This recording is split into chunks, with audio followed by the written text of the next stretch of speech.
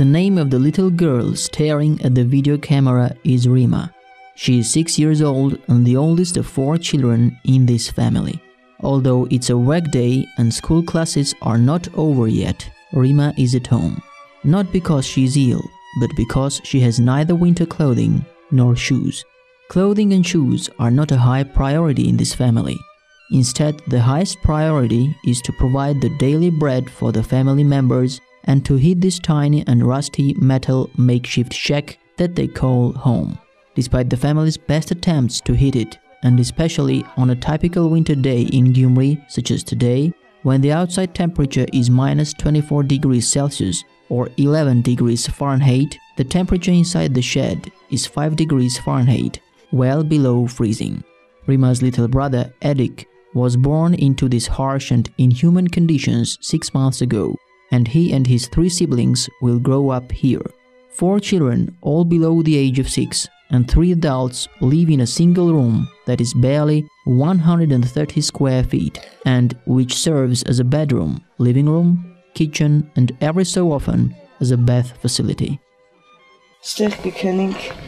Ես ամուսինս երկու երեխեն այստեղ կքնի երկու երեխես ատորները կթնեմ սպես այս ատորները կշարեմ դոշակ քծեմ երկու երեխես այստեղ կիսուրսի թախտ այդպես կքնենք հնարավորություն է չունենք որ տանիքը կոնե սարքենք գումար ահագին գումարը պետք չունենք որ կոնե տանիք սա վերանորոգենք որ անձրևների ժամանակ ատոսներ չեղնի սա դե Պատերից հետ լրիվ ջուր է, վերևն է արդեն սաղ փտել է տի այն ուգլը, սունգ է հաջի, ինչ է հաջի, չի որվսնել արդեն խոնավությունից սաղ։ This family's sole possession and hope is this dilapidated and rusty metal shack. They are not considered to be homeless and hence do not qualify for government housing. In the final analysis, these 4 children will be forced to grow up and build their futures in this damp, moldy shack. Amalia told us that the harsh living conditions have already negatively impacted the health of her children, who often run a high fever, and the health of her husband, who has familial Mediterranean fever.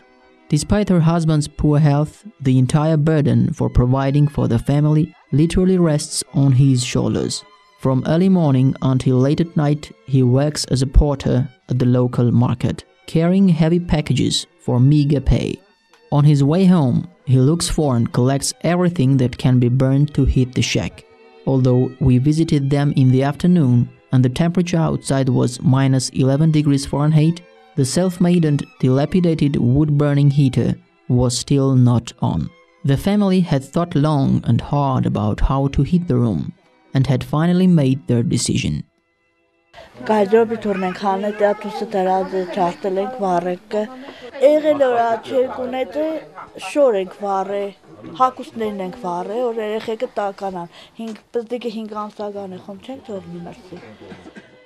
2 other siblings, barefooted Narek and Svetlana, do not attend kindergarten due to the harsh socio-economic condition of their family. The only toy that brings joy to these little ones is the tiny Christmas tree that was donated by a neighbor. They don't have anything for decorating the tree, but are convinced that Santa will definitely pay them a visit.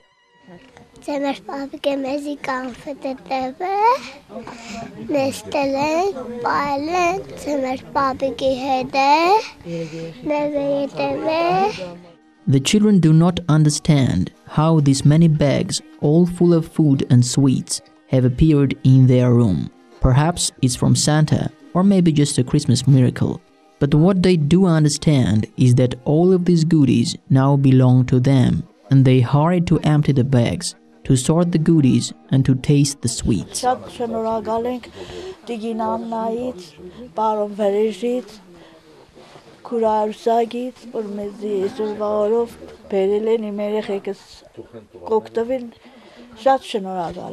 Մենք ինքան գոհ շնորհակալ ենք բարերարներից, որ իրանք խիժ ունին, որ մեզ պես ընտանիքներին կհասնին, կօգնեն, Աստված միշտ իրանց թիկունքին եղնի, միշտ իրանց պահաբան եղնի, որ մեզ պես ընտանիքներին իրանք կօգնեն, շատ գոհ ենք, շնորհակալ ենք։ The lifestyles of the families living in makeshift metal shacks are surprisingly similar to one another. and so are their destinies. In Gyumri, Greta is known by many. She is often seen rummaging through garbage containers, looking for food and burning material for the stove. She is raising 3 orphaned grandchildren in this shed, which was donated to them by a benefactor. The shed is so tiny and cramped that it is nearly impossible to move around. We were barely able to film this family and what one has a difficult time calling home.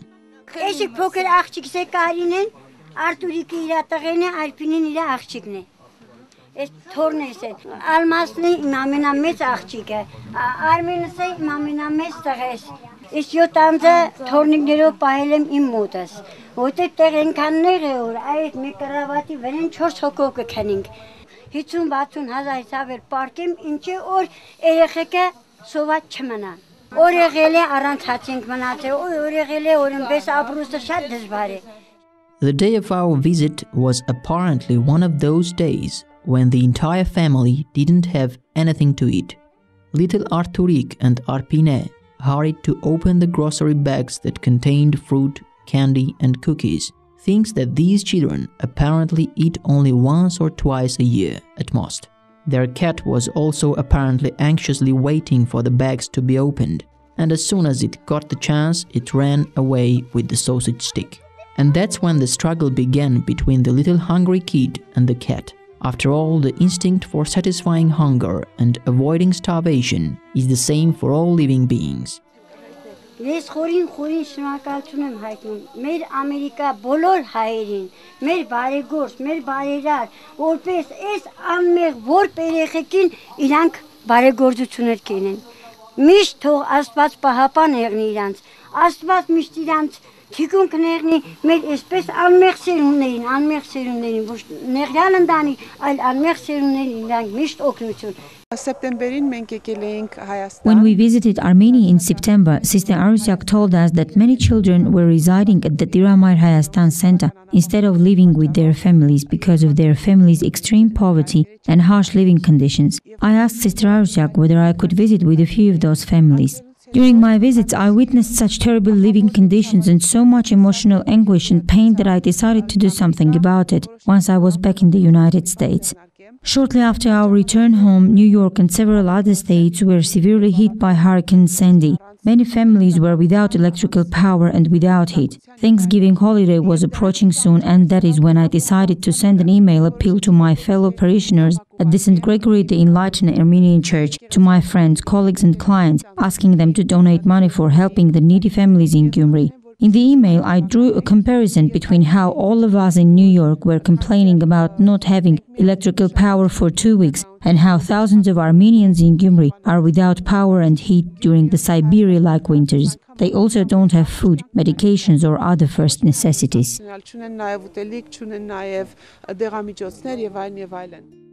In the letter, Anna had mentioned that it costs only $500 to supply an entire family with firewood, basic food supplies and clothing for the entire winter, as these families have learned to live on a very tight budget. In a short period of time, her fundraising campaign had raised nearly $25,000.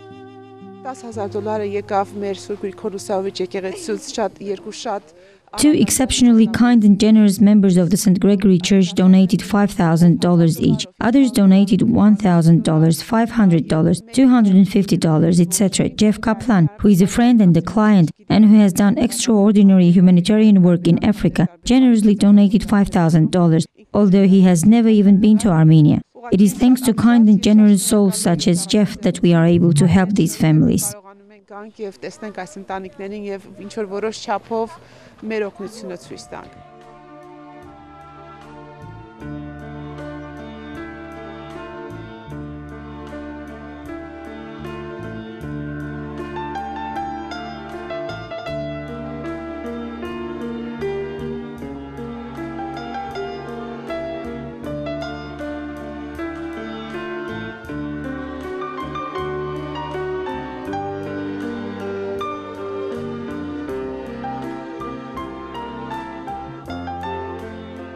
ծննդամթերքներ, հագուստներ, նոր տարվա ամանորի համար ինչ որ որոշակի Հայաստանում We are providing food and clothing as well as traditional items for the New Year celebration in Armenia, such as raisins, nuts, dried fruits, candy, and additionally we try to better understand the individual needs of each family. There are families that have a sick child that requires surgery. Others are behind on rent payments and yet others don't have firewood to heat their room. We saw families that had to burn the headboard of their bed and the closet door to heat their living quarters. Others have to rummage on the streets for little pieces of wood or other items that they can burn in the stove.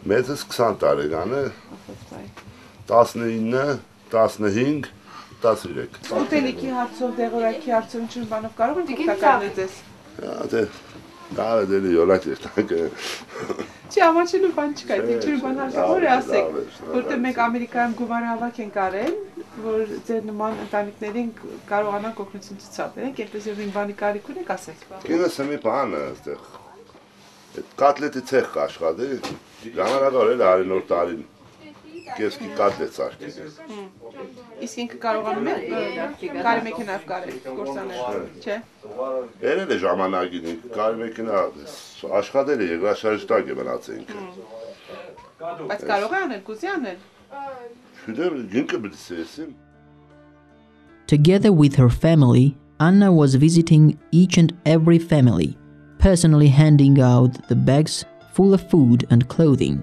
talking to them to learn more about their needs and providing individual offers of help to each family.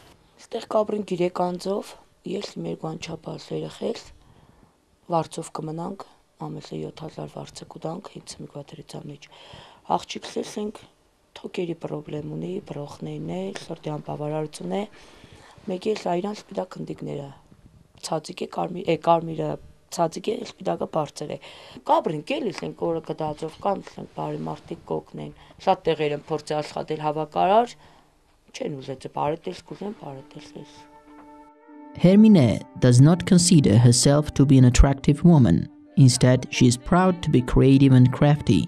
She goes on to show us her carefully organized beads and yarns, both of which she has collected from old clothes donated to her by neighbors and friends. Her imagination and craftiness breathe new life into the beads and yarns and transform them into beautiful hats and jewelry. Իսկ այսպեսի մի գլխարկավոր վաճառեք շուկայում, ինչքանով կվաճառեք։ Նայած 1000-5,000 տիա։ Իսկ կարող ենք քո համար կարի մեքենա էլ առնել եւ ես Ամերիկան ապրանք եմ արտադրում, որ դու կարող ես այստեղ արտադրանքը տալ եւ ծաղիկը ուղարկի։ Կենեմ։ All the women that we have visited today are ready and eager to work and earn a living.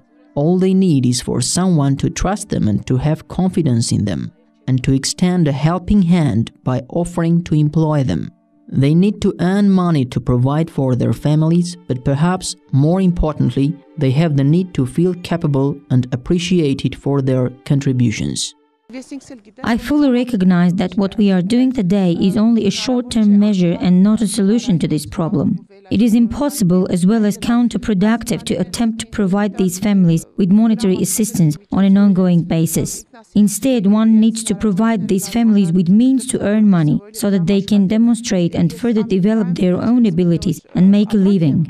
Recently, I launched my patent-pending product in the United States. It is a very simple organza sleeve that a woman can assemble at home with a simple sewing machine. I plan to provide women that we have visited today who have the ability and desire to do this with a sewing machine so that they can make my product at home. The package will then state, made in Armenia, And these women and their families will begin to regain their human dignity, not only because they are now making money, but also because they will feel proud that something that they have made is now being sold in the United States, and that it helps to support orphanages in Armenia. As part of the profits from my company, Armenicus Life, which means Armenian Life, will be donated to orphanages in Armenia. In Gyumri, there are over a dozen neighborhoods with rusty metal makeshift houses similar to the ones we saw today. Nearly 3,000 families have lived in these harsh and inhuman conditions for the past 10 to 20 years, and in all likelihood will continue to live there for the rest of their lives. These families are not amongst those who have lost their homes during the earthquake, and hence they do not qualify to receive government-financed housing. Not only does the government not supply these families with housing, but it also does not help them get even minimum wage jobs. These families will have to fight their own way to try to survive, to try to somehow procure enough food for sustenance and enough firewood to not freeze, as if that is not enough of a burden for any human to bear on a daily basis. They also need to make sure that their makeshift housing, their sole possession, does not literally rot away and fall apart due to the constantly leaking roofs, rotting floors, and growing rat infestation. In order to understand what these people go through on a daily basis, one needs to spend an hour or one day with them and live the same way they do, in the same shack. But as a rule, no one ever visits these neighborhoods. It is said that there is no man more blind than he who does not want to see.